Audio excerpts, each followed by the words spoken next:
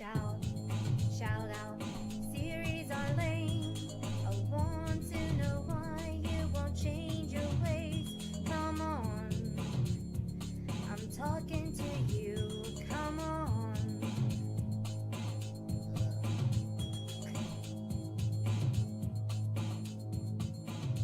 Now, I'm not going to be calling Shoutout series a scam like many others would, though it sorta is. But as it stands now, the creators of these things should just let it die. Kill it off for a month or two and see how well your channel does without it. You got the subs already, so why don't you test out the water? See if you sink or swim without the Shoutout life preserver. You scared to do it? Afraid you'll sink into obscurity without that crutch? Well, imagine how your subscribers feel. To truly understand them, I'm sure you've been there before, but who knows how long you've been gone from that. Hoping, maybe even begging for that shout out at the end of the long road that's known as YouTube. But I watch the videos of all my subscribers and give them praise down that lonely road. But is it really alright to give them that false hope? And is it really alright for you to waste your time cuddling these subscribers, spamming, you're copy pasting your self-promotion? That is in all likelihood going to end up in the spam folder of whoever you send it to, or whatever method you choose to do what you do. I can only speak to the lowly shoutout artist who hasn't evolved. Did I say evolved? I meant devolved.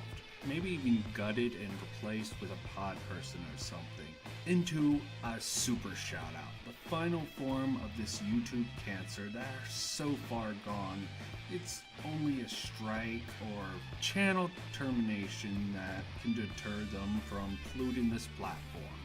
If you feel this is your only way to make it on YouTube, fine. At least set yourselves apart from the crowd.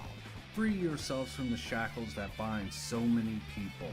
Those rules that make slaves out of those subscribers. Set them free.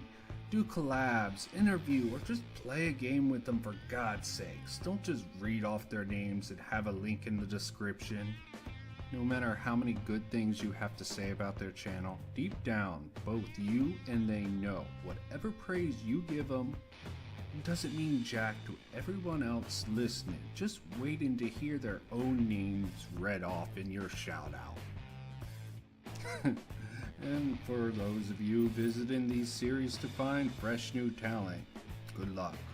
Plenty of new, not so much of the talent. Mostly a gaggle of young folks trying to gain popularity and or money off of gaming and or stupid skits. And my time visiting these series, interacting with them, occasionally giving my advice on how to improve the shout out, which I'm sure as hell fell on deaf ears. I only found about 3 channels that I frequent from those series. Most of them don't even put out regular content, maybe once a week if you get lucky. I guess most of them are too busy crawling up some other shout out series butts. Liking, subscribing, commenting, doing all the slave work for the shout out overlords, all in hopes that they would get another dozen to 100 empty subs. And even occasionally, sometimes they see the success of these channels and they get the bright idea themselves to start out their own shout out series. It's an endless grind of shit that reminds me of games like Let It Die. On lower levels, most enemies are easy unless they group up, then they're hard as hell. And sometimes there are haters to block your way, and usually they're several levels above you. You may see me as a hater, and I might well be one, but if you don't confront haters, you'll never truly win. That fear will keep you from winning. Even if you die, you can come back. Maybe you'll have lost everything you've gained, or maybe it'll just cost you a little gold, and it might be harder every time you come back. But slowly and surely, over time, you'll grow. I don't see myself as a hater, but a player. I might leave a hater in my place when I die, but it's not to hinder or hurt other players. But if I purposely place him there, it's to give people a reasonable obstacle to overcome. Unlike other critics who just saw Shoutout series from the outside, I went in.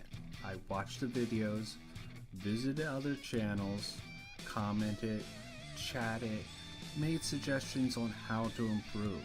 But now I can no longer sit back and watch those channels stay the same, promoting those who have so much to learn before they can truly become content creators. That's why I also never asked for a shout out.